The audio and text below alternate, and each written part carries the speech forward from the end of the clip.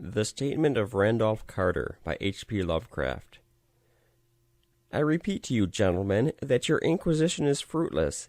Detain me here forever if you will, confine or execute me if you must have a victim to propitiate the illusion you call justice, but I can say no more than I have said already. Everything that I can remember I have told you with perfect candor. Nothing has been distorted or concealed, and if anything remains vague, it is only because of the dark cloud which has come over my mind, that cloud and the nebulous nature of the horrors which brought it upon me.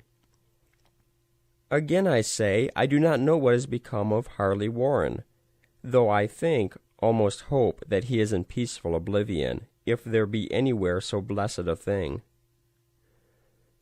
It is true that I have for 5 years been his closest friend, and a partial sharer of his terrible researches into the unknown. I will not deny, though my memory is uncertain and indistinct, that this witness of yours may have seen us together, as he says, on the Gainesville Pike, walking towards Big Cypress Swamp at 11:30 on that awful night. That we bore electric lanterns, spades, and a curious coil of wire with attached instruments, I will even affirm, for these things all played a part in the single hideous scene which remains burned into my shaken recollection. But of what followed, and of the reason I was found alone and dazed at the edge of the swamp next morning, I must insist that I know nothing save what I have told you over and over again. You say to me that there is nothing in the swamp or near it which could form the setting of that frightful episode. I reply that I knew nothing beyond what I saw. Vision or nightmare it may have been. Vision or nightmare I fervently hope it was. Yet it is all that my mind retains of what took place in those shocking hours after we left the sight of men, and why Harley Warren did not return, he or his shade, or some nameless thing I cannot describe, alone can tell. As I have said before, the weird studies of Harley Warren were well known to me, and to some extent shared by me.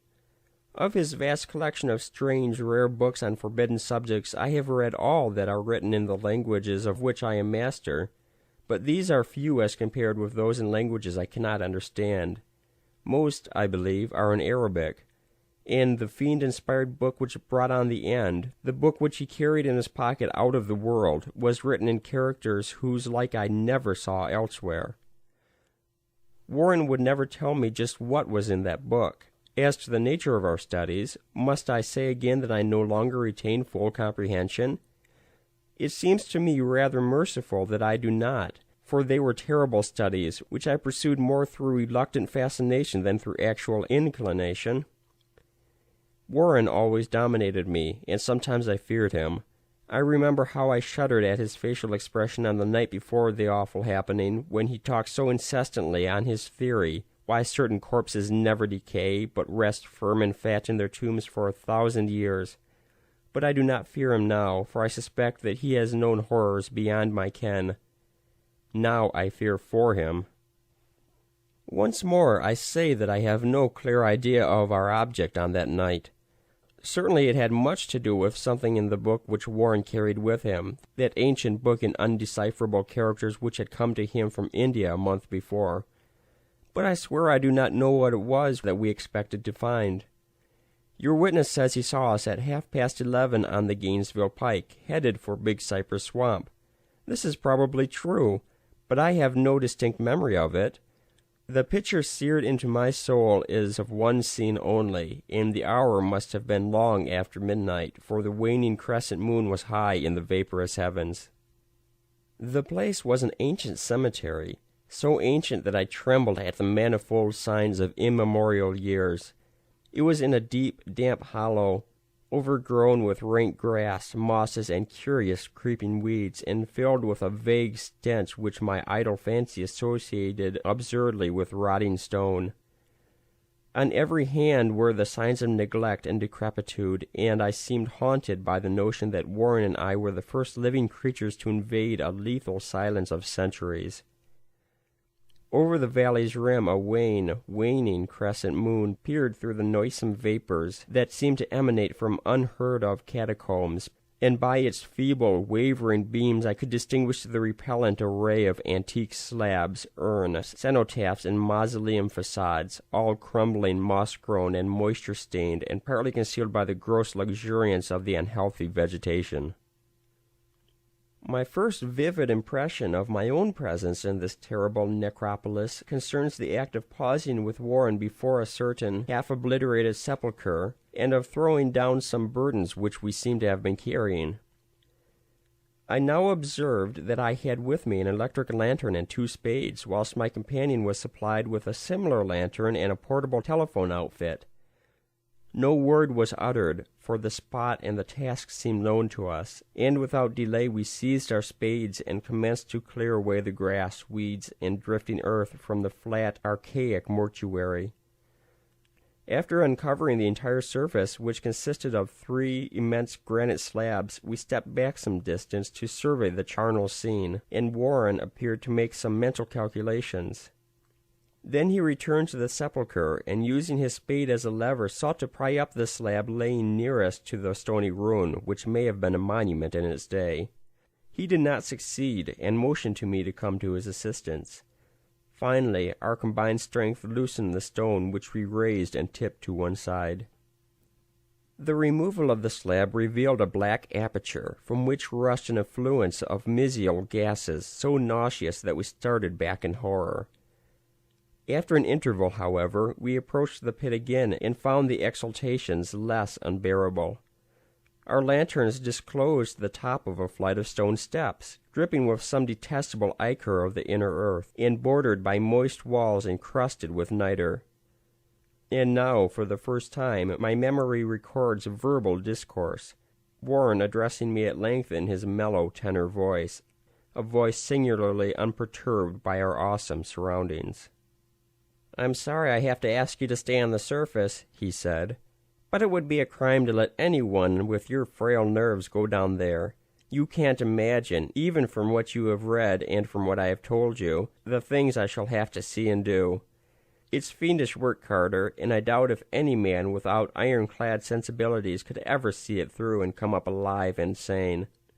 I don't wish to offend you, and heaven knows I'd be glad enough to have you with me, but the responsibility is in a certain sense mine, and I couldn't drag a bundle of nerves like you down to probable death or madness. I tell you, you can't imagine what the thing is really like. But I promise to keep you informed over the telephone of every move. You see, I've enough wire to reach to the center of the earth and back." I can still hear in memory those coolly spoken words, and I can still remember my remonstrances.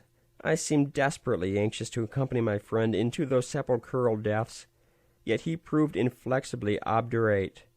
At one time he threatened to abandon the expedition if I remained insistent, a threat which proved effective, since he alone held the key to the thing. All this I can still remember, though I no longer know what manner of thing we sought. After he had obtained my reluctant acquiescence in his design, Warren picked up the reel of wire and adjusted the instruments. At his nod, I took one of the latter and seated myself upon an aged, discolored gravestone, close by the newly uncovered aperture. Then he shook my hand, shouldered the coil of wire, and disappeared within the indescribable ossuary. For a minute I kept sight of the glow of his lantern, and heard the rustle of the wire as he laid it down after him. But the glow soon disappeared abruptly, as if a turn in the stone staircase had been encountered, and the sound died away almost as quickly. I was alone, yet bound to the unknown depths by those magic strands whose insulated surface lay green beneath the struggling beams of that waning crescent moon. I constantly consulted my watch by the light of my electric lantern and listened with feverish anxiety at the receiver of the telephone, but for more than a quarter of an hour heard nothing. Then a faint clicking came over the instrument, and I called down to my friend in a tense voice. Apprehensive as I was nevertheless unprepared for the words which came up from that uncanny vault in accents more alarmed and quivering than any I had heard before from Harley Warren. He who had so calmly left me a little while previously now called from below in a shaky whisper more portentous than the loudest shriek. "God, if you could see what I'm seeing!" I could not answer. Speechless, I could only wait. Then came the frenzied tones again. "Carter, it's terrible, monstrous, unbelievable." This time my voice did not fail me, and I poured into the transmitter a flood of excited questions. Terrified, I continued to repeat, "Warren, what is it? What is it?" Once more the voice of my friend, still hoarse with fear and now apparently tinged with despair. "I can't tell you, Carter. It's too utterly beyond thought. I dare not tell you. No man can know it and live. Great God, I never dreamed of this." Stillness again, save for my now incoherent torrent of shuddering inquiry. Then the voice of Warren in a pitch of wilder consternation. "Carter, for the love of God, put back the slab and get out of this if you can. Quick, quick. Leave everything else and make for the outside. It's your only chance. Do as I say and don't ask me to explain."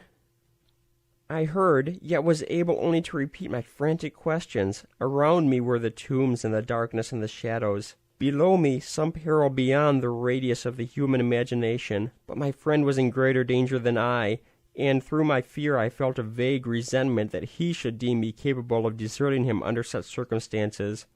More clicking, and after a pause a piteous cry from Warren. "Beat it!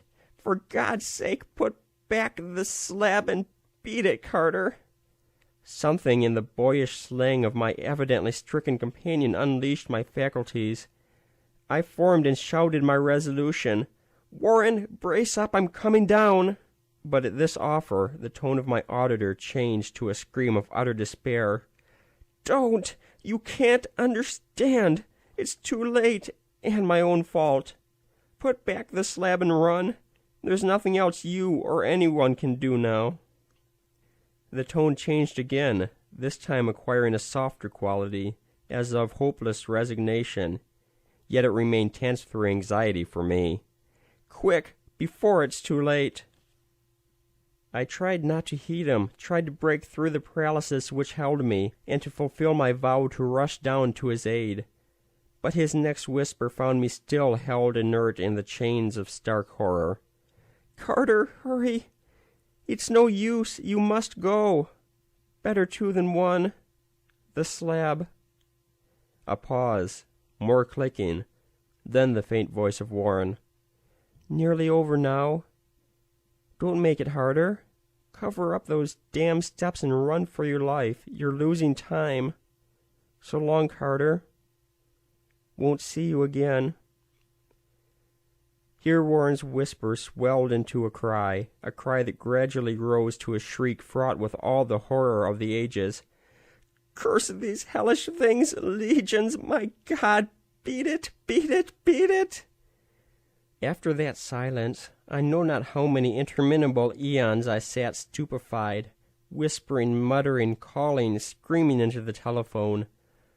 Over and over again through those eons I whispered and muttered, called, shouted, and screamed, "Warren, Warren, answer me, are you there?" And then there came to me the crowning horror of all, the unbelievable, unthinkable, almost unmentionable thing. I have said the eons seemed to elapse after Warren shrieked forth his last despairing warning, and that only my own cries now broke the hideous silence. But after a while there was a further clicking in the receiver, and I strained my ears to listen. Again I called down, "Warren, are you there?" And in answer heard the thing which has brought this cloud over my mind. I do not try, gentlemen, to account for that thing, that voice, nor can I venture to describe it in detail, since the first words took away my consciousness and created a mental blank which reaches to the time of my awakening in the hospital. Shall I say that the voice was deep, hollow, gelatinous, remote, unearthly, inhuman, disembodied? What shall I say? It was the end of my experience, and is the end of my story. I heard it, and knew no more. Heard it as I sat petrified in that unknown cemetery in the hollow, amidst the crumbling stones and the falling tombs, the rank vegetation and the mesial vapors. Heard it well up from the innermost depths of that damnable open sepulchre, as I watched amorphous, necrophagous shadows dance beneath an accursed waning moon. And this is what it said: "You fool, Warren is dead."